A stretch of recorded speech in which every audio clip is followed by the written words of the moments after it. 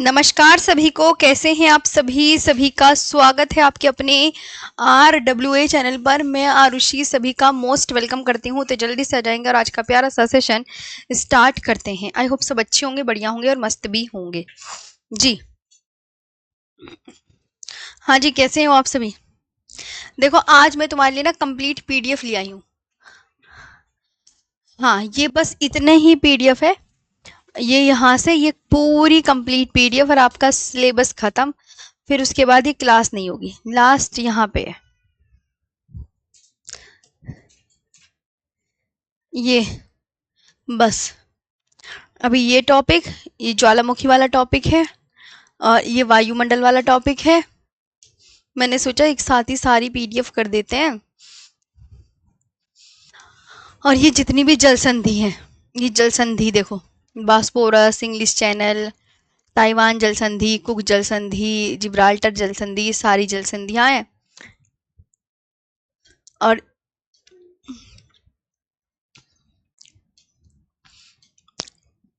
और ये पवनों का टॉपिक है।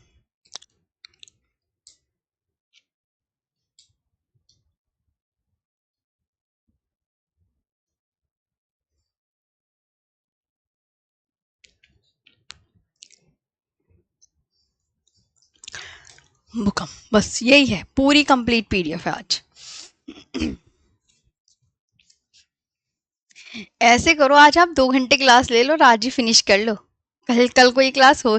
हाँ, और कल तो वैसे भी क्लास होगी ही नहीं, ये भी तो ध्यान रखो। कल नहीं होनी की ये क्लास, कल तो सैटरडे, कल हाँ कल तो होगी, कल फ्राइडे है। तो इसका मतलब फ्राइडे कल कल भी और होगी ये क्लास, फिर तो खत्म ही हो जाएगा जब ये इतनी सी PDF है तो। गुड आफ्टरनून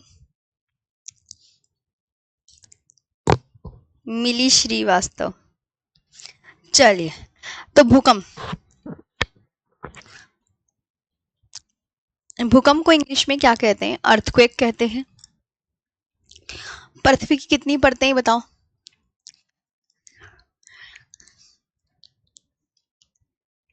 नहीं नहीं, अभी देखो, पृथ्वी की कितनी परतें हैं। 3, core, mantle, crust. Core, mantle, crust, ये ध्यान रखना। पृथ्वी की कितनी परतें हैं, तो आप क्या बोलोगे।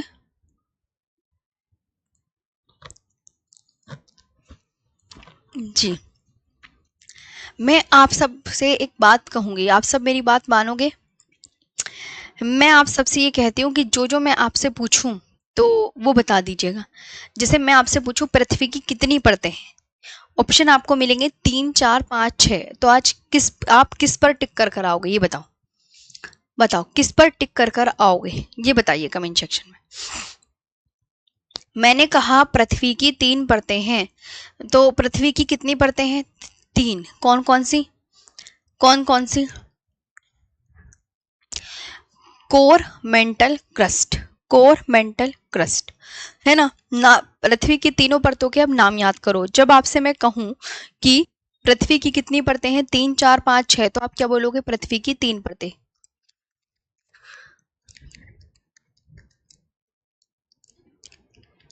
वेरी गुड, बहुत अच्छा, ऐसे समझ में आएगा।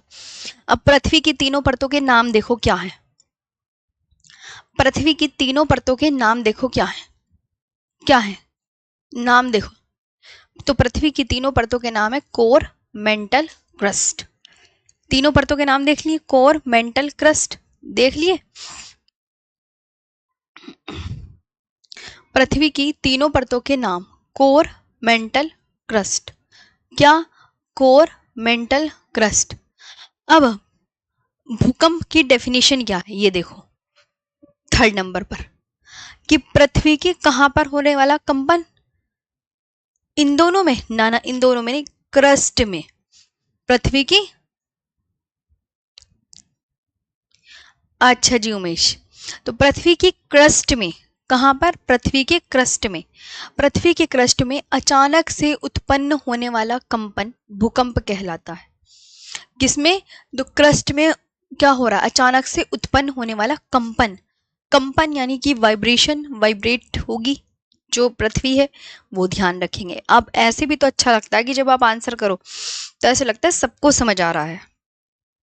तो भूकंप कहां पर पता चलेगा, सबसे ऊपरी परत, क्रस्ट, इसको भू परपटी भी कहते हैं। इसको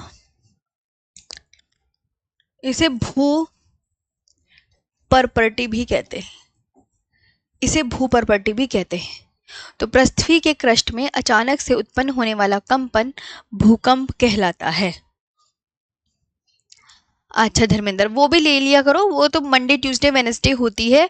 जो मेरी ग्रुप डी की क्लास चल रही है वो मंडे ट्यूसडे वेडनेसडे, आज नहीं होगी वो ग्रुप डी वाली क्लास, वो तो अब अगले मंडे को ही होगी। तो अब देखो, इस sudden vibration in the earth crust is called earthquake. भूकंप के कारण क्या क्या हो सकते हैं? तो आप बोलोगे मैम भूकंप के कई कारण हो सकते हैं। देखो,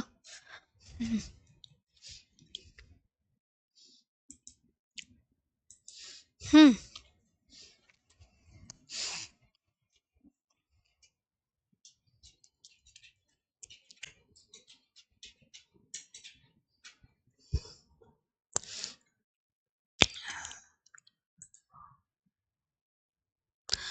तो आप क्या बोलोगे मैम? भूकंप समझ आया? अच्छा, जैसे भूकंप होता क्या है? पृथ्वी की पपड़ी के भीतर अचानक हलचल, है ना, हलचल होती है ना, शूम, जिसमें जमीन का हिलना और कंपन होना शामिल है। जब भूकंप आता है तो ऐसा लगता है जमीन मानो पैरों की तली से हिल गई हो, कंपन हो गया हो, आंख मिचोली खेल रही है। मुख्य रूप से पृथ्वी की टेक्टोनिक प्लेटों के टकराने या एक दूसरे जो प्लेटें खिसक रही हैं उनके उत्पन्न होने वाली ऊर्जा के कारण होता है। यह ऊर्जा भूकंपीय तरंगों के रूप में फैलती है और सतह पर भूकंपीय कंपन पैदा करती है। जमीन हिल जाती है, आपको पता है, भूकंपीय तरंगों से। ये आपको बहुत अच्छे से पता होना चाहिए। हाँ जी मैम, ये होता है। भूकंप आने के कारण क्या है? तो भूकंप आने के कारण मानवीय भी हो सकते हैं और प्राकृतिक भी हो सकते हैं। क्या क्या हो सकते हैं? मानवीय भी और प्राकृतिक भी। मानवीय प्राकृतिक कैसे? मैनमेड और नेचुरल। भूकंप के परमाणु परीक्षण, सड़कें तथा बांध का निर्माण, है ना। परमाणु परीक्षण, न्यूक्लियर टेस्टिंग होती रहती है। आजकल कितनी रोड बन रही है, हर जगह रोड ही बन रही है ना। सड़कें, बांध का निर्माण, लगातार खुदाई, निरंतर खुदाई होती रहती है। कभी कभी जैसे आप हमारी उसमें देख लो, कभी सीवर के लिए खुदती है सड़कें, कभी गैस पाइपलाइन के लिए, कभी वाटर सप्लाई के लिए, बहुत सारी चीजें हैं। नीचे देखो तो कुछ ना कुछ चलता ही रहता है, तो ये ध्यान देंगे। तो मानवीय परमाणु परीक्षण, सड़कें तथा बांधों का निर्माण, लगातार खुदाई हो रही है, तो ये मानवीय कारण हो सकते हैं भूकंप के आने के। प्राकृतिक, नेचुरल कारण क्या हो सकते हैं? प्लेटों का आपस में टकराना, प्लेटों का आपस में टकराना, कि एक प्लेट आई इधर से, एक प्लेट इधर से, छूम टकरा गई, इससे भी क्या होगा? प्राकृतिक, नेचुरल, मतलब प्लेटों का आपस में टकराने से भी भूकंपीय कंपन होता है। ओके, यहाँ तक आपको समझ में आया? बहुत बढ़िया से समझनी है ये चीज़ें। मैं जी जी कल्पना देवी जी, बहुत आराम से सिखाऊंगी मेरी प्यारी बहन। ओके मैम, जुनेद खान जी सेम है, और इसमें ज़्यादा मिलेगा आपको, सच बताऊं तो। जी, अच्छा, ये आपको समझ में आया। अब ये देखो, भूकंपीय तरंगे, अगर प्लेटें इस तरीके से टकराती हैं तो इसे सबडक्शन बोलते हैं। प्लेटें इस तरीके से टकराती हैं कि वो एक दूसरे से दूर जा रही हैं तो इसे स्प्रेडिंग बोलते हैं। प्लेटें ऐसे टकराती हैं तो इसे लेटरल स्लाइडिंग बोलते हैं। ये भी ध्यान रखना। भूकंपीय तरंगे, ये प्राथमिक तरंगे क्या है ये बताओ।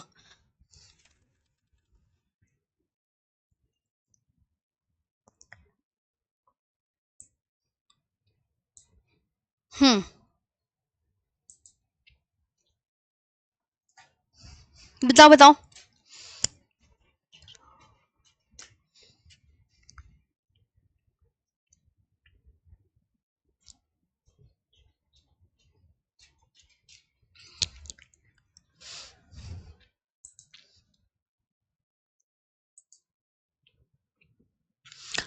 प्राथमिक तरंग, भूकंप में सब तीन प्रकार की तरंगे होती हैं, प्राथमिक, द्वितीयक और दीर्घावधि तरंगे। प्राथमिक तरंग क्या होती है? तो प्राथमिक तरंगे भूकंपीय तरंगों का वह प्रकार है जो भूकंप के दौरान सबसे पहले सीस्मोमीटर पर पहुंचती है। ये भूकंप के दौरान सबसे पहले सीस्मोमीटर पर पहुंचती है, ये वाली, ये आपको ध्यान रखना है क्योंकि ये सबसे तेज चलती है। ये सबसे तेज चलेंगी, ये भी ध्यान रखना है। और इनकी गति ऐसे कह सकते हैं, कितनी, पी तरंगों की गति मान लेते हैं 6 से 8 किलोमीटर प्रति सेकंड होती है। 6 से 8 किलोमीटर प्रति सेकंड होती है। ये क्या होती है, अनुदैर्घ्य तरंगे होती हैं। जो अनुदैर्घ्य तरंगे होती है, अनुदैर्घ्य तरंगे का मतलब जो माध्यम में दबाव और फैलाव पैदा करती हैं। अनुदैर्घ्य का मतलब जो माध्यम में क्या करेगी, दबाव और फैलाव पैदा करती है। ठीक उसी तरह से जैसे ध्वनि तरंगे करती हैं। तो अनुदैर्घ्य तरंगे क्या, जो माध्यम में दबाव और फैलाव, विरलन को बोलते हैं फैलाव और संपीड़न को बोलते हैं दबाव। पहले तो ये पता होना चाहिए कि संपीड़न का मीनिंग क्या होता है। जैसे कहते हैं जो माध्यम में संपीड़न और विरलन पैदा करती है, तो संपीड़न की शुद्ध हिंदी क्या होती है, तो दबाव, और विरलन की फैलाव। तो जो माध्यम में संपीड़न और विरलन पैदा करती है, जो माध्यम में दबाव, संपीड़न, दबाव और क्या, फैलाव पैदा करती है, जो माध्यम में दबाव। अनुदैर्घ्य तरंगे का मतलब, इसका मतलब है जो माध्यम में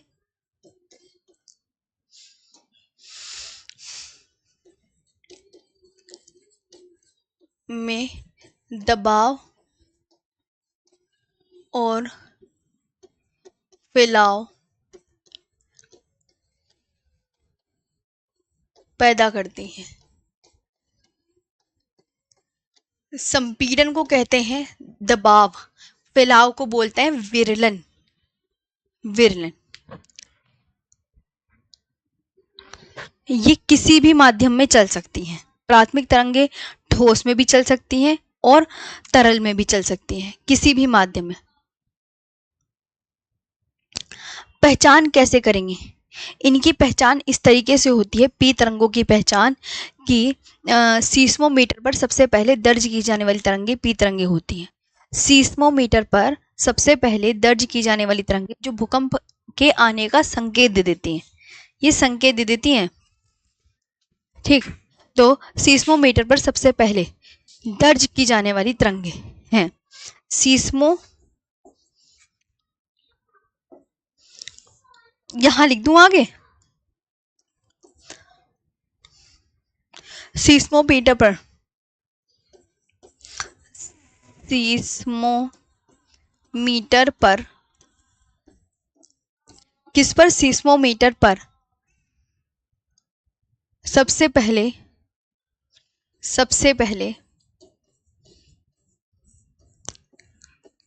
दर्ज की जाने वाली तरंगे हैं। देखो एक बच्चे ने मुझसे क्वेश्चन किया, मैं आपको सबको बता दूं कि मैम ये नायक बैच में ज़्यादा है, इसमें ज़्यादा है। देखो नायक बैच बहुत पहले आया था ना, आप जानते हो। तो नायक बैच में थोड़ा इसमें ना पॉइंट्स अपडेट हो गई हैं चीज़ें, इसमें मैंने थोड़ा और अच्छे से विस्तार पूर्वक चीज़ें लिखी हुई हैं, चीज़ें ऐड की हुई हैं, ये ध्यान रखना। नायक बैच से इसमें मतलब नायक बैच भी बहुत इंपॉर्टेंट है, उसमें इंपॉर्टेंट ये भी बहुत है जी, दोनों ही बेस्ट हैं। वो भी बस इसमें थोड़ा ना जैसे कुछ और चीज़ें ना मैंने, जैसे पैट के क्वेश्चन आए थे वो ऐड कर दिए, इस तरीके से चीज़ें ऐड कर रखी हैं बस। बाकी तो तुम्हें पता है नायक बैच भी वही है, ये भी वही है, सेम है, बस चीज़ें ऐड की हुई हैं थोड़ा सा यूपी पुलिस वाले में।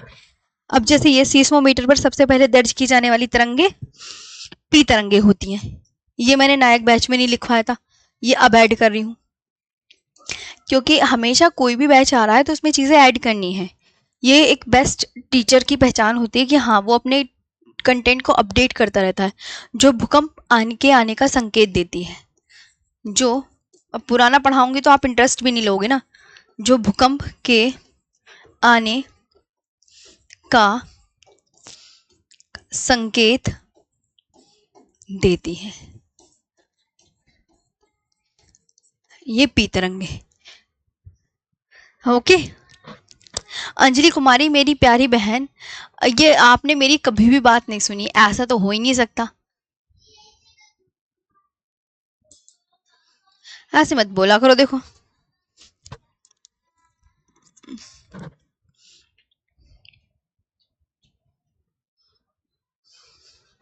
हाँ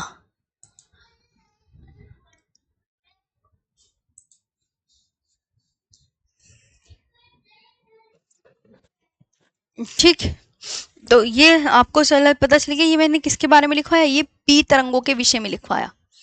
ये पी तरंगों के विषय में मैंने चीजें ऐड करवाई हैं, है ना। इसे कर देते हैं ऊपर। तो पी तरंगे, इनकी गति क्या होती है, सर्वाधिक। ये अनुधेरी तरंगे, मतलब जो माध्यम में दबाव और फैलाव पैदा करती हैं। ये ठोस में भी चल सकती है, ठोस में तीव्र गति से, तरल में मंद गति से। ये सब में चल जाते हैं, ठोस तरल गैस सब में। ये सबसे कम खतरनाक है। ये तो एकदम बता देती है, इन तरंगों से एकदम पता चल जाता है कि भूकंप आने वाला है। द्वितीयक तरंगानुभाव, इनकी गति, द्वितीयक तरंगे सेकंड ऑर्डर वेव, वे तरंगे होती है जो किसी प्राथमिक तरंगे किसी बाधा से टकराने पर उत्पन्न होती है। ये इनकी गति पी से कम होती है। ये अनुप्रस्थ तरंगे होती हैं, अनुप्रस्थ तरंगे होती हैं, ये आपको ध्यान रखना है। और ये केवल ठोस में चलती हैं, और ये पी तरंगों से कम तीव्रता रखती हैं। ओके,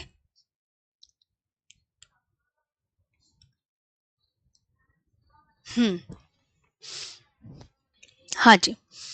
ये दीर्घावधि, इनकी गति क्या होती है, सबसे कम। देखो मैं आपको बता दूं कि आप अपना यहाँ पे जोर दीजिए चीज़ों को, तभी समझ में आएंगी। दीर्घावधि तरंगे में यहाँ पे गति क्या है, सबसे कम। इन्हें एल वेव्स कहते हैं। और द्वितीयक तरंगों को क्या कहा जाता है, एस वेव। तुम्हें हर चीज़ दिखाने पड़ती है। अभी तुम्हें ये भी नहीं पता होगा कि मैडम ने ये बात बता दी है कि द्वितीयक तरंगों को एस वेव कहते हैं, द्वितीयक तरंगों को एस वेव कहते हैं, और दीर्घावधि तरंगी को एल वेव्स कहते हैं। ये तक भी नहीं देखा होगा। अंजलि,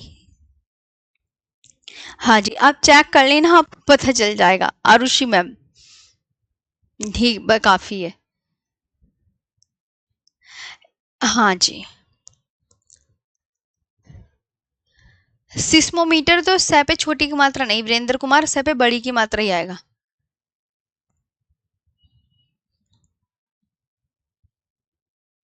हाँ जी,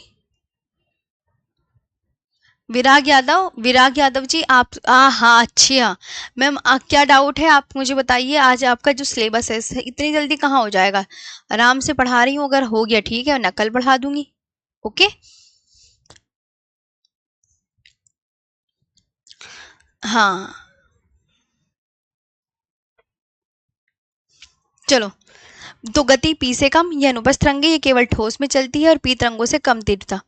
ये इनकी गति सबसे कम, ये धरातल के ऊपरी हिस्सों में ही चलती है। इनके अनुदैर्ध्य, ये अनुदैर्ध्य और अनुप्रस्थ दोनों में चलती है। और ये सर्वाधिक, इनमें सर्वाधिक विनाशकारी कौन सी है, सर्वाधिक विनाशकारी ये लिखा हुआ है ना, सर्वाधिक विनाशकारी कौन सी, दीर्घावधि तरंगे। सर्वाधिक विनाशकारी कौन सी है, दीर्घावधि तरंगे। हाँ, ये सर्वाधिक विनाशकारी होती हैं। ये आपको समझ में आ गया। प्राथमिक तरंगों को क्या कहा जाता है, पी से प्राथमिक, और पी से पी वेव्स। द्वितीयक तरंगों को एस वेव यानी सेकेंडरी तरंगे। दीर्घावधि तरंगों को लॉन्ग पीरियड वेव्स कहा जाता है। इसमें गति सर्वाधिक, इसमें गति पी से कम, इसमें गति सबसे कम। इसमें देखो बढ़ी हुई, और इसमें सबसे कम होती चली गई। अब ये अनुदैर्ध्य तरंगे, ये अनुप्रस्थ तरंगे, ये धरातल के ऊपरी हिस्सों में ही चलती है। ये ठोस में चलती है सिर्फ, ये अनुदैर्ध्य और अनुप्रस्थ दोनों। ये ठोस में तीव्र गति से, तो तरल में मंद गति से, सभी में चलती है, तो गैस में भी चलती है। और सबसे खतरनाक कौन सी, ये। अच्छा, सर्वाधिक विनाशकारी ये तरंगे।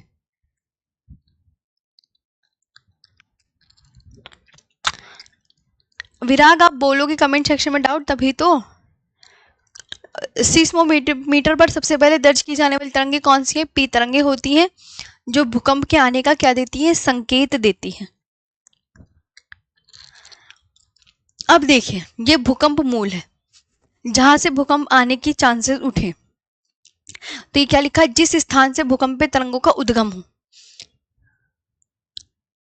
जिस स्थान से भूकंपीय तरंगों का उद्गम हो उसे क्या कहा जाता है? फिजिकल ज्योग्राफी ना हर एक बच्चे के समझ में नहीं आती, बस ध्यान रखना, हर एक बच्चे के समझ में नहीं आती। इंडियन और महाद्वीप तो आ जाते हैं, ये वाली जो ज्योग्राफी है ना जो पढ़ रहे हो उसे फिजिकल ज्योग्राफी बोलते हैं। ये हर किसी के बस की बात नहीं होती समझना, ये जो इसे समझ ले उससे वो बहुत अपना आपको लक्की समझे। अब भूकंप मूल किसे कहते हैं ये तो बात आपको याद करनी होगी। भूकंप मूल को इंग्लिश में बोलते हैं फोकस। क्या बोलते हैं? फोकस। अब जिस स्थान से भूकंपीय तरंगों का उद्गम हो, जिस स्थान से क्या हो? भूकंपीय तरंगों का उद्गम हो। जिस स्थान से क्या हो बताओ मुझे कमेंट सेक्शन में। जिस स्थान से भूकंपीय तरंगों का उद्गम हो उसे भूकंप मूल कहते हैं। जिस स्थान से भूकंपीय तरंगे क्या हुई? उद्गम हुआ हो, निकली हो। और एपिसेंटर किसे देख कहते हैं? इन पे 2 क्वेश्चनों पे ही फोकस कर लो, यही इंपॉर्टेंट है एग्जाम के पॉइंट ऑफ व्यू से, है ना। तो जिस स्थान पर भूकंपीय तरंगे सबसे पहले महसूस हुई, जिस स्थान पर भूकंपीय तरंगे सबसे पहले महसूस हुई, the place on the earth surface where the seismic waves reached first is called epicenter. अब तुम्हें खुद को याद करना है कि भूकंप मूल किसे कहते हैं और एपिसेंटर किसे कहते हैं। इसके अलावा अगर तुम्हारे इसमें क्वेश्चन आ जाए, 2-3 क्वेश्चन ही आएंगे। एक तो दिमाग में ये बात डालो आप, भूकंप में इतनी सारी बातें पढ़ने की क्या जरूरत है, मेन पॉइंट्स ही तो पढ़ने हैं आपको। अब मैं तुम्हें पूरी खिचड़ी बना के खिला दूं, क्या फायदा है जब 2 ही क्वेश्चन आने हैं, 2-3। चलिए, तो भूकंप मूल जिस स्थान से भूकंपीय तरंगों का उद्गम हो उसे भूकंप मूल, और एपिसेंटर जिस स्थान पर भूकंपीय तरंगे सबसे पहले महसूस हुई हैं उसे एपिसेंटर बोला जाता है। हाँ जी दीपा। भूकंप का मापन सीस्मोग्राफ से करते हैं। गगन, ऐसा देव ऐसे नहीं लिखा होता है। तो भूकंप का मापन रिक्टर स्केल से किया जाता है, मर्केली स्केल से, रोसीफेरल से। तो रिक्टर स्केल में कितने से कितने तक अंक होते हैं? 0 से 9 तक अंक। मर्केली में 1 से 12 तक अंक। रोसीफेरल में 1 से 11 तक अंक। तो भूकंप का मापन इससे किया जाता है। तो भूकंप का मापन किससे किया जाता है? सीस्मोग्राफ से। गौरव सागर, ओके। तो ये इतना ही याद करना है भूकंप में। ज्यादा अगर आप याद करोगे तो आपके लिए भी तो कोई फायदा नहीं है ना, जब 2-3 क्वेश्चन ही आने हैं, है ना। ये भी तो ध्यान रखा करो। अब देखो,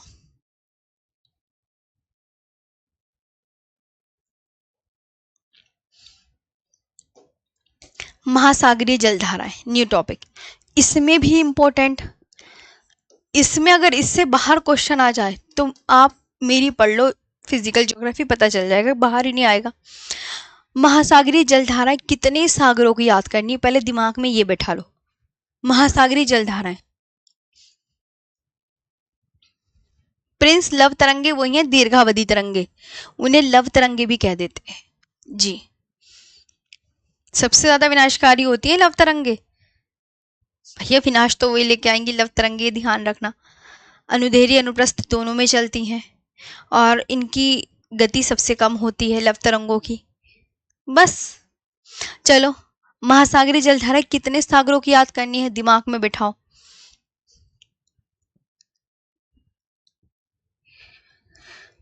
बताओ, महासागरीय जलधारा सिर्फ 3 सागरों की याद करनी है, 3 सागरों की। वो 3 सागर कौन से हैं? प्रशांत, हिंद और अटलांटिक,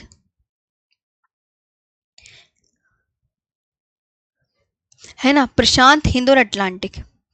अब विषुवत रेखा कौन सी है? आप बोलोगे मैम ये है विषुवत रेखा। विषुवत रेखा से जो हवाएं चलती हैं, विषुवत रेखा से जो हवाएं चलती हैं वो कैसी होती है? गर्म। मतलब विषुवत रेखा के पास से जो हवाएं चलेंगी वो क्या होंगी? गर्म। और जो ध्रुवों के पास ऊपर से जो हवा आ रही है, जो ऊपर से हवा आ रही है वो ठंडी। ये आपको बहुत अच्छे से ध्यान रखना है। तो विषुवत रेखा से गर्म, और जो ध्रुवों से चलेंगी वो ठंडी, और जो ध्रुवों से चलेंगी वो ठंडी। इतना ही याद करना है। जो हवाएं विषुवत रेखा से चलती हैं, क्योंकि विषुवत रेखा के आसपास आपको पता है उष्णकटिबंधीय क्षेत्र पाया जाता है, तो आप बोलोगे यहाँ पे रेखा है, ये विषुवत रेखा के आसपास का क्षेत्र क्या है, गर्म, इसलिए ये गर्म। और जो ध्रुव के पास क्षेत्र पूरा क्या है, ठंडा। रीजन जो है पूरा ठंडा है ना, तो ध्रुवों से जो हवाएं चलेंगी वो कैसी होंगी, ठंडी। ध्रुवों से जो हवाएं चलेंगी वो कैसी होंगी, ठंडी। और जो विषुवत रेखा से हवाएं चलेंगी वो कैसी होंगी, गर्म। जो विषुवत रेखा से हवा चलेंगी वो कैसी होंगी, गर्म। पहले तो ये दिमाग में बैठा लो। बैठा लिया। कितने सागरों की जलधाराएं याद करनी है बताओ, अपने आप देखो। कितने महासागरों की बताओ, पहले इतना देखो ध्यान से।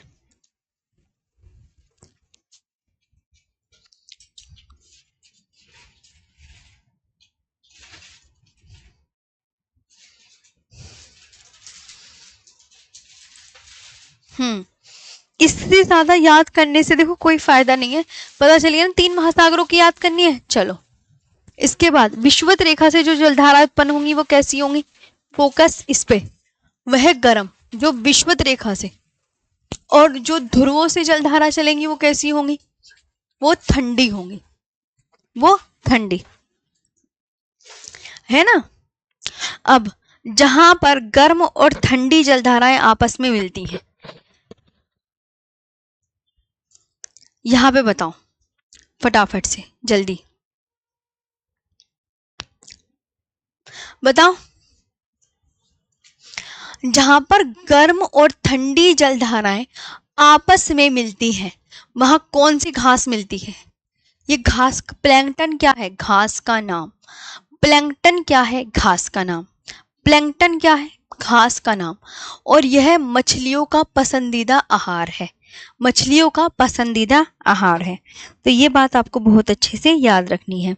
तो यहाँ पे कौन सी घास मिलती है, जहां गर्म और ठंडी जलधाराएं आपस में मिलती हैं, वहां क्या है, वहां कौन सी घास मिलती है, प्लैंकटन। वहां कौन सी, प्लैंकटन नामक घास मिलती है।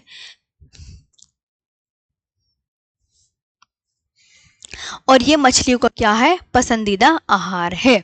ये क्या है, पसंदीदा आहार।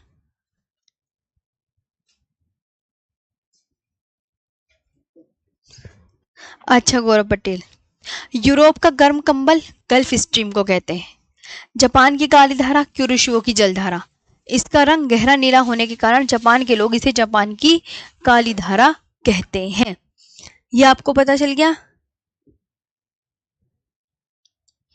हाँ, मैंने बताया कितने सागरों की जलधाराएं याद रखनी है, 3 की। जहां पर विषुवत रेखा से जो जलधाराएं उत्पन्न होंगी वो कैसी होंगी, गर्म। भैया विषुवत यानी कि उष्णकटिबंधीय क्षेत्र है तो वहां तो गर्म होगा, और ध्रुवों के पास जो क्षेत्र है वो ठंडा है, तो इसलिए वहां पे ठंडी जलधारा। अब यहाँ पर जो विषुवत रेखा से जो जलधाराएं उत्पन्न होंगी वो तो गर्म हो गई, जो ध्रुवों से उत्पन्न होंगी वो ठंडी। जहां पर गर्म और ठंडी जलधाराएं आपस में मिलती हैं, वहां प्लैंकटन नामक घास, प्लैंकटन नामक घास मिलती है। अरे अंजलि मेरी प्यारी बहन, मैं आपको एक चीज बताती हूँ। मैंने आपको ये बोला कि जहां पर गर्म और ठंडी जलधाराएं आपस में मिलती हैं, जहां पर गर्म और ठंडी, तो वहां पे कौन सी घास मिलती है। अंजलि आपको इतना पढ़ना आता है, हिंदी पढ़नी आती है ना। यहाँ देखो कौन सी घास मिलती है, नाम ही याद करना है तुम्हें। इसके अलावा कोई तुम्हें खिचड़ी, तुम्हें तो लिखा हुआ नाम मिल रहा है कि प्लैंकटन नामक घास मिलती है, तो इतना ही याद करना है सिर्फ। इससे ज्यादा याद करके तुम्हें ज्योग्राफी की में पीएचडी थोड़ी करनी है, तुम्हें तो 2-3 क्वेश्चन क्लियर करने हैं। तो जहां पर गर्म और ठंडी जलधाराएं आपस में मिलती हैं, वहां कौन सी घास मिलेगी उसका नाम याद कर लो। अच्छा, क्या मछलियां इसे खाना पसंद करती हैं इस घास को, तो हाँ या ना, ये आंसर बताओ। तो ये इतनी बड़ी बात क्या है, मुझे तो ये समझ में नहीं आता तुम्हें ये लाइन क्या क्या दिक्कत है इस लाइन में, बताओ। भैया ये कमेंट देखूंगी ना तो बहुत सारे स्टूडेंट हो आप सब, ये तुम 100-200 बच्चे थोड़ी हो, तुम हजारों में तो तुम बच्चे हो। मैं इतने सारों की कमेंट्स कैसे देख लूंगी? तुम एक तो तुम्हारा ये गिला शिकवा बड़ा रहता है, मैम कमेंट्स इग्नोर करते हो। अरे भाई, हजारों बच्चों की कमेंट्स आप कैसे पढ़ लोगे? पॉसिबल ही नहीं है। कुछ कुछ तो मैं पढ़ ही लेती हूँ, जो मेरे को दिमाग में यहाँ सामने नजर आ जाते हो। चलो इधर देख लो अब, है ना? तो जहां मैं आपसे कुछ पूछ रही हूँ, आप उसका आंसर देते चलो, बस मुझे लगेगा तुम्हें समझ आ रहा है चीजें। तो जहां पर गर्म और ठंडी जलधाराएं आपस में मिलती है, वहां कौन सी घास मिलेगी? प्लैंकटन। और ये मछलियों का पसंदीदा आहार है। यूरोप का गर्म कंबल किसे कहते हैं? गल्फ स्ट्रीम को, क्योंकि गर्म जलधारा है। जापान की काली धारा क्यूरिशुओ जलधारा कहते हैं। यहाँ पे आपके समझ में आई? अच्छा, इसका रंग गहरा नीला होने के कारण जापान के लोग इसे जापान की काली धारा कहते हैं। अब प्रशांत महासागर की जलधाराएं कौन सी याद करनी है? एक ये इंपॉर्टेंट है। और देखो, याद करने को तो सब कुछ पड़ा है, जो आपका मन वो याद कर लो। एक ये इंपॉर्टेंट है और एक ये इंपॉर्टेंट है, ये आपको ध्यान रखना है। तो प्रशांत महासागर की जलधाराएं बताओ, ये बताइए जल्दी से। घास के मैदान वगैरह याद है ना आपको?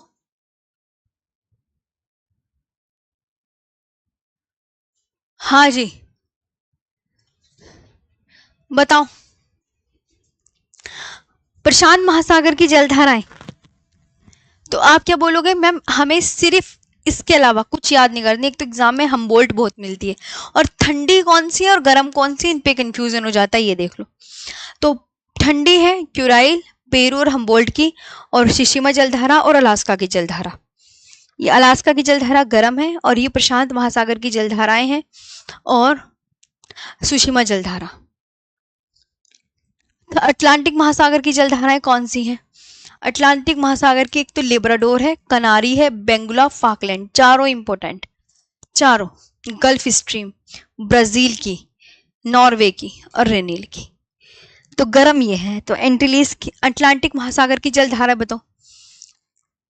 अटलांटिक महासागर की जलधारा, लेब्राडोर की जलधारा कैसी है? तो ठंडी, इधर वाली गर्म है, ये इधर वाली गर्म है, और इधर वाली ठंडी है, इधर वाली ठंडी।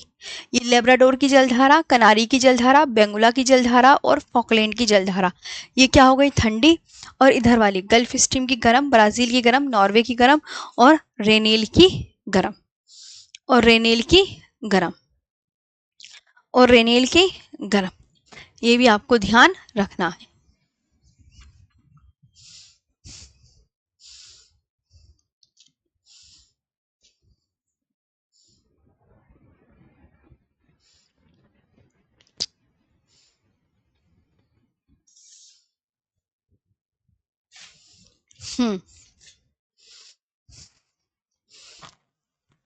ओके, बहुत बढ़िया, थैंक यू सुनील। हिंद महासागर की सिर्फ ये याद करनी, ये और ये। हिंद महासागर की तो मेडागास्कर की जलधारा, और एक गुलहास की जलधारा, और एक मोजाम्बिक की जलधारा, ये गर्म। इसके अलावा कोई भी एग्जाम में क्वेश्चन नहीं आएगा, ये इतना मैं जानती हूँ। तो हिंद महासागर की जलधारा बताओ।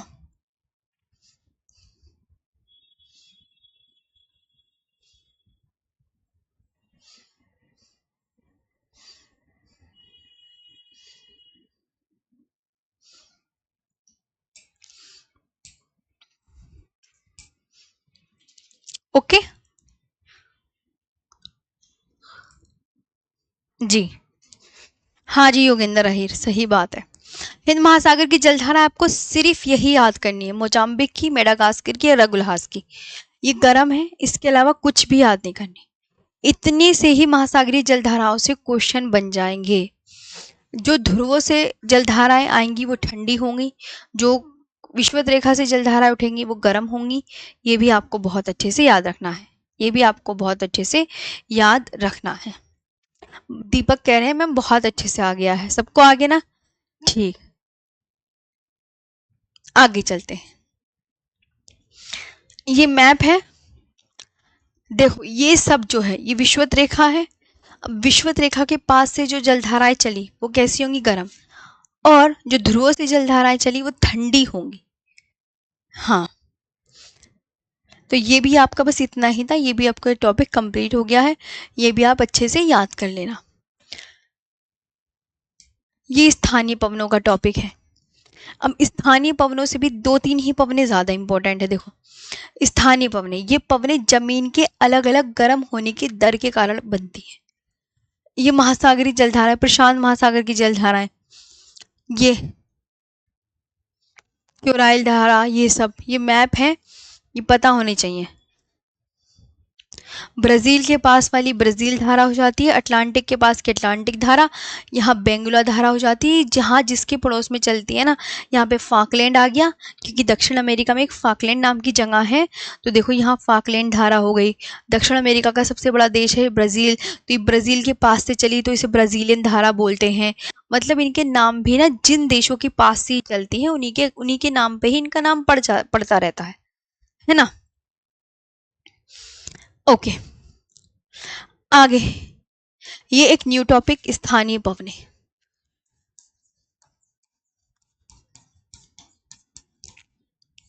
ये स्थानीय पवनें, ये पवनें जमीन के अलग अलग गर्म होने की दर से के कारण चलती हैं। हवाएं बहुत छोटे पैमाने पर विकसित होती है, यानी बहुत ही छोटे छोटे क्षेत्र को प्रभावित करती हैं।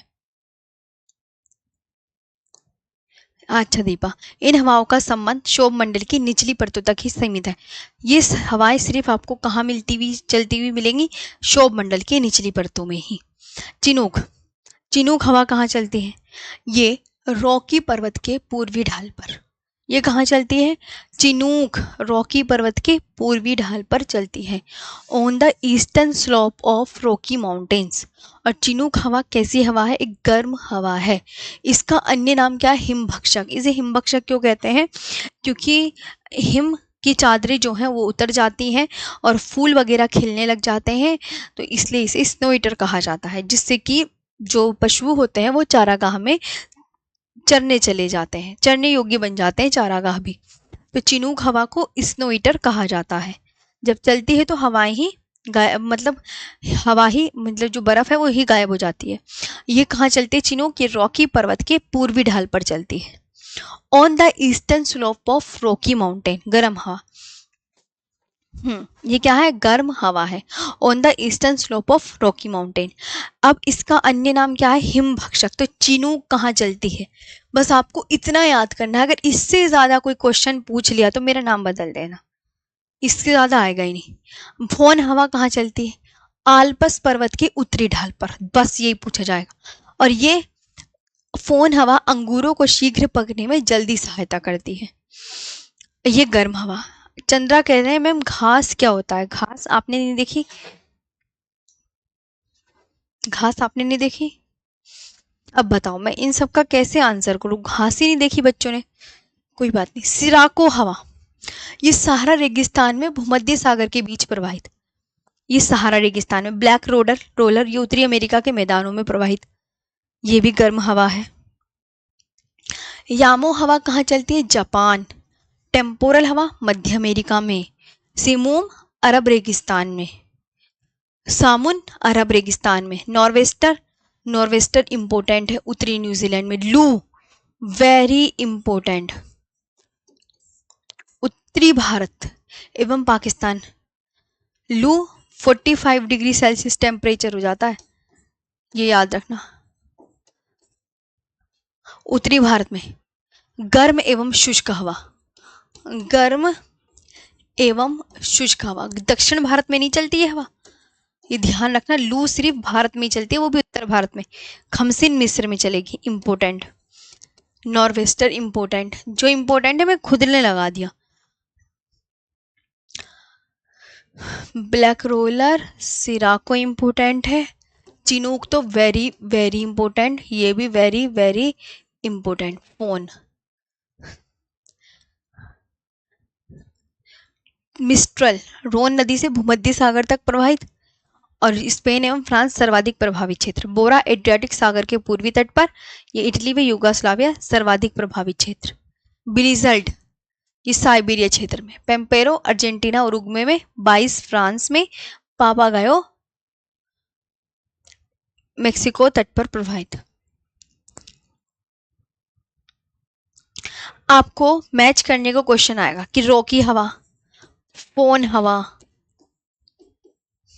कहाँ चलती है, बाइज कहाँ चलती है, तो आपको इनकी जगहों के नाम बताने होंगे कि बाइज फ्रांस में, रॉकी पर्वत, फोन हवा कहाँ चलती है, नाम बताने होंगे। बस इतना ही आपको याद रखना है, इतना ही आपको याद रखना है।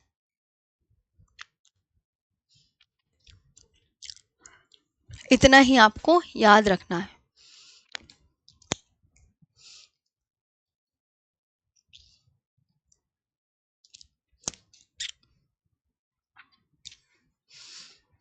बस हो गया। एक बार और मैं रिपीट कर रही हूं ताकि आपको एक बार और याद हो जाए। मैंने बताया कि चिनूक कहाँ चलती है, तो तुम्हें इतना ही याद रखना है, इसके अलावा याद ही नहीं करना। इसके लिए अलावा तो याद करोगे तो टाइम वेस्ट ही है।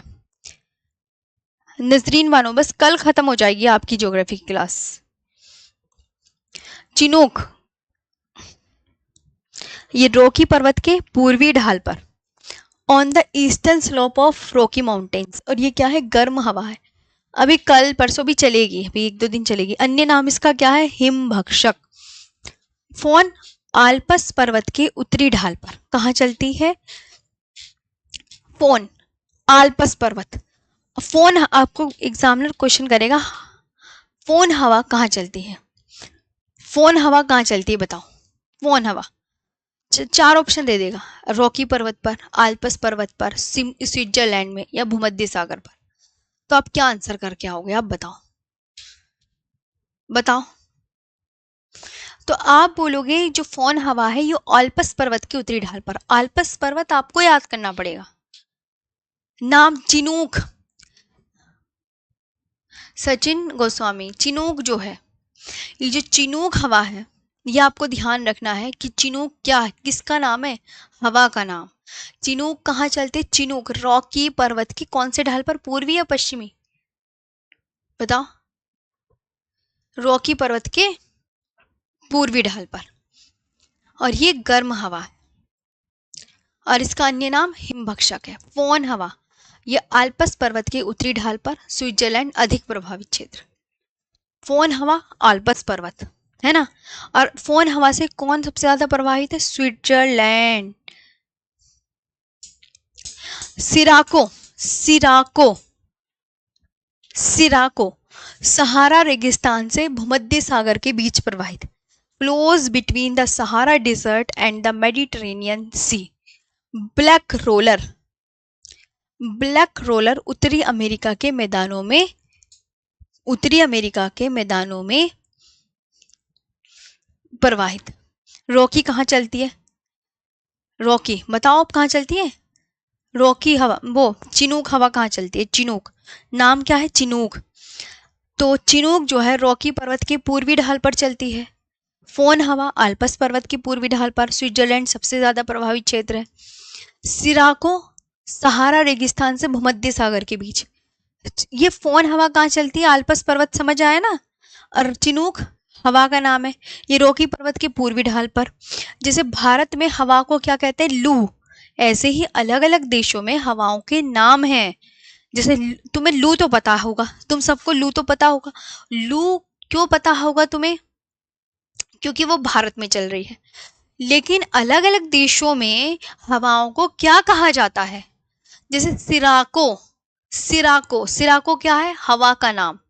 अब ये चलती कहाँ पर है, तो ये सै से सिराको, सै से सहारा रेगिस्तान, सै से सिराको और रै से रेगिस्तान। तो सिराको रेगिस्तान से भूमध्य सागर के बीच प्रवाहित, सहारा रेगिस्तान से, सिराको जो है सै से सहारा, सहारा रेगिस्तान से भूमध्य सागर के बीच प्रवाहित, और ये गर्म हवा है। और ब्लैक रोलर, ये ब्लैक रोलर कहाँ चलती है, उत्तरी अमेरिका के मैदानों में। ब्लैक रोलर कहाँ चलती है, उत्तरी अमेरिका के मैदानों में प्रवाहित। यामो, यामो जापान में, टेम्पोरल मध्य अमेरिका में, सिमोम अरब रेगिस्तान में, सिमोम अरब रेगिस्तान में, टेम्पोरल मध्य अमेरिका में, यामो यामो जापान में, सिराको सहारा रेगिस्तान में, और सहारा रेगिस्तान में क्योंकि सहारा मरुस्थल है अफ्रीका में, है ना। ब्लैक रोलर उत्तरी अमेरिका के मैदानों में, ब्लैक रोलर। यामो हवा, यामो जापान में यामो। और टेम्पोरल मध्य अमेरिका से प्रवाहित, टेम्पोरल में मैं है ना, इसी से। सिमूम अरब रेगिस्तान में, सामुन अरब रेगिस्तान से प्रवाहित, सामुन अरब रेगिस्तान से प्रवाहित। नॉर्वेस्टर उत्तरी न्यूजीलैंड में प्रवाहित। लू गर्म और शुष्क हवा, लू क्या है, गर्म और शुष्क हवा है। अरे बताओ, 2 दिन रह गए हैं क्लास खत्म होने के, बस कल और ज़्यादा मंडे ट्यूसडे को चल सकती है क्लास। लो सिलेबस ही खत्म हो गया ऐसे कर करके। तुम्हारी क्लास ना बहुत कम समय, हाँ 30-40 दिन में ही अच्छे से कवर करवानी थी। अब बिना लिखे इतनी जल्दी से मैंने अच्छे से कवर करवा दिया ये भी, और हर एक टॉपिक आपको अच्छे से बताया है। इससे बाहर कोई क्वेश्चन अगर आ जाए तो मुझे याद कर लेना, इससे बाहर आएगा ही नहीं अगर ढंग से, अगर अच्छे से पढ़ लो तो, है ना। खमसिन मिस्र में चलती है। ठंडी मिस्ट्रल रोन नदी से भूमध्य सागर तक। आज हम यहीं तक पढ़ेंगे बस। मिस्ट्रल स्पेन एवं फ्रांस सर्वाधिक प्रभावित क्षेत्र। बोरा एड्रियाटिक सागर के पूर्वी ढाल पर। इटली व यूगोस्लाविया सर्वाधिक प्रभावित क्षेत्र। बिलिजर्ड साइबेरिया क्षेत्र में। पेम्पेरो अर्जेंटीना। पंपास घास के मैदान सुने, पंपास घास के मैदान, ये भी मैंने पढ़ाए हुए हैं, ये भी याद नहीं होंगे भाई। देखो मैं तो पढ़ाती रहती हूँ, मुझसे अगर एक एक घास का मैदान पूछो, जैसे पार्कलैंड घास का मैदान अफ्रीका में है, सवाना घास का मैदान कहाँ मिलेगा आपको, सवाना घास का मैदान कहाँ मिलेगा, अफ्रीका में। और सेल्वासवन अमेजिन बेसिन में मिलेंगे। कैंपोज घास के मैदान ब्राज़ील में मिलेंगे। लानोस घास के मैदान वेनेजुएला में मिलेंगे। पंपास घास के मैदान अर्जेंटीना और उरुग्वे में मिलेंगे। प्रेरी घास के मैदान नॉर्थ अमेरिका में मिलेंगे। पंपास बता दी अर्जेंटीना और उरुग्वे में। वेल्ड घास के मैदान दक्षिण अफ्रीका में मिलेंगे। डाउन्स घास के मैदान ऑस्ट्रेलिया में मिलेंगे। स्टेपी घास के मैदान यूरेशिया में मिलेंगे। न्यूजीलैंड में कैंटरबरी घास के मैदान मिलेंगे। हंगरी देश में पुस्तास घास के मैदान मिलेंगे। और मंचूरिया घास के मैदान चीन में मंगोलिया में मिलेंगे। तो ये सब देखो, हमें क्या, हमें तो गैनरी, हमें तो बहुत लंबा एक्सपीरियंस है पढ़ाते पढ़ाते, चीज़ें याद है।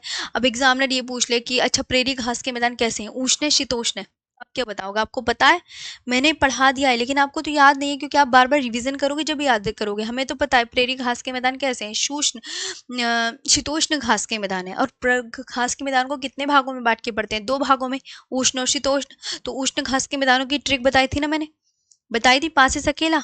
और शीतोष्ण घास के मैदान की ट्रिक बताई थी, प्रेपेडास।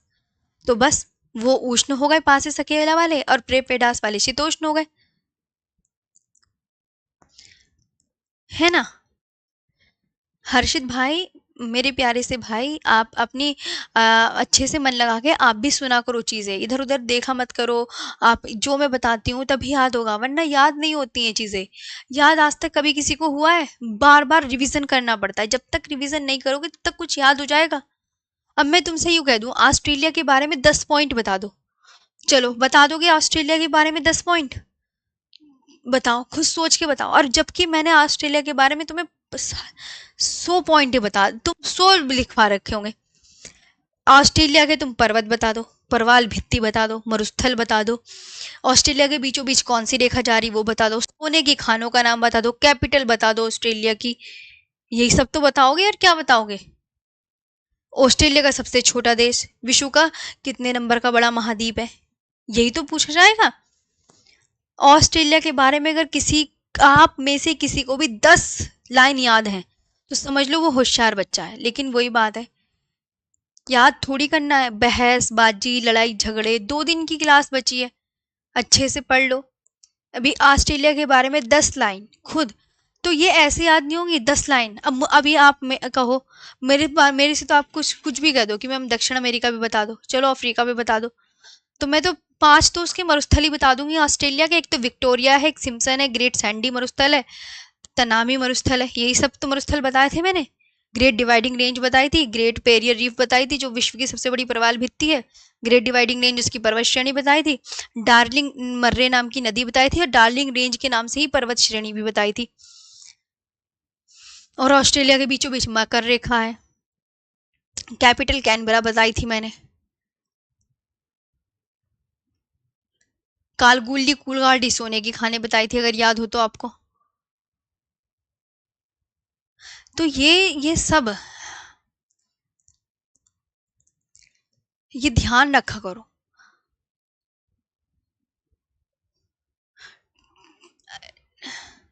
समझे? टीचर तभी यहाँ पे खड़ा है जब उसे हर चीज पता है, अदरवाइज वो यहाँ पे क्यों खड़ा होता है, ये भी तो सोचा करो ना। कुछ आप अपनी चीजों में कमी करते हो, अपनी चीजों पे फोकस करो, अच्छे से पढ़ने की कोशिश करो, मन लगा के पढ़ो। अब देखो भूल गए, कोई बात नहीं, भूल गए, भूल सब जाते हैं, मैं भी भूल जाऊंगी। बस आपको क्या करना है, रिवीजन। रिवीजन मोस्ट इम्पोर्टेंट इस दुनिया में। कुछ भी चीज आपको जीतनी है, रिवीजन। हर चीज का रिवीजन, हर चीज का रिवीजन। रिवीजन, रिवीजन के अलावा कुछ नहीं है ना। अब पापा गायो, पापा गायो क्या है? एक मैम ने पापा गायो क्या पढ़ाया था? नदी का नाम पढ़ाया था, पर्वत का पढ़ाया था, घास का पढ़ाया था, अरे क्या पढ़ाया था मैम ने? तो आप पापा गायो मैंने पढ़ाया था कि एक हवा का नाम है, और ये मेक्सिको तट पर प्रवाहित होती है, जबकि मैंने मेक्सिको भी आपको दिखाया है। मेक्सिको किस कॉन्टिनेंट में पड़ता है, चलो यही बता दो। मेक्सिको किस कॉन्टिनेंट में? नॉर्थ अमेरिका कॉन्टिनेंट में। मेक्सिको के नीचे 7 देश बताए थे जो सेंट्रल अमेरिका में शामिल देश हैं।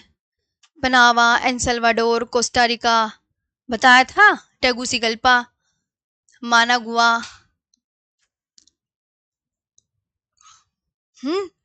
तो मेक्सिको कौन से कॉन्टिनेंट में पड़ता है, अगर तुम्हें ये पता है तो तुम्हें पता चल जाएगा। मेक्सिको नॉर्थ अमेरिका में है, नॉर्थ अमेरिका में। तो यहाँ पे मेक्सिको में पापागायो हवा चलती है। पापागायो मतलब मेक्सिको की हवा का नाम क्या है? पापागायो।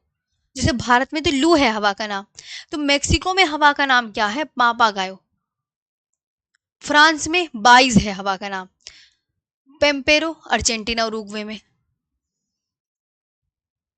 मैम घास के मैदानों का टॉपिक अलग से बढ़ा दिए, एक बच्चा ये कह रहा है, जबकि मैंने घास के मैदान का टॉपिक अलग से ही पढ़ाया है मेरे भाई, अलग से ही पढ़ाया है। अब देखो तुम कहाँ थे उस दिन, तो आधे बच्चों को यही कंफ्यूजन है।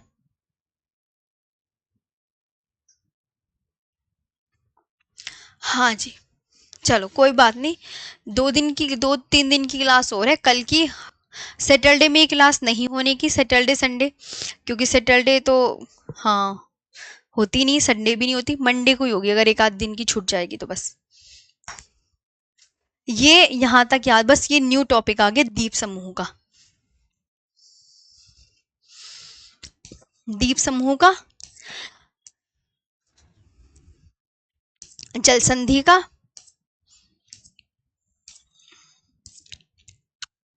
बस।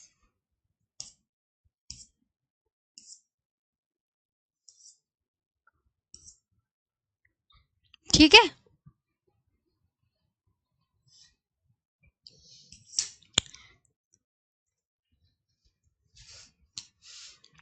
चलिए तो अब ये हम करेंगे कल। आज के लिए इतना ही, थैंक यू सो मच।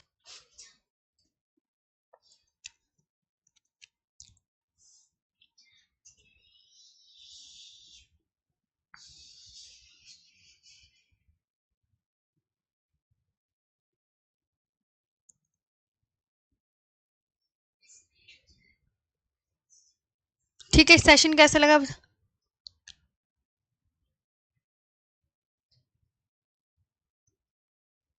चलो थैंक यू।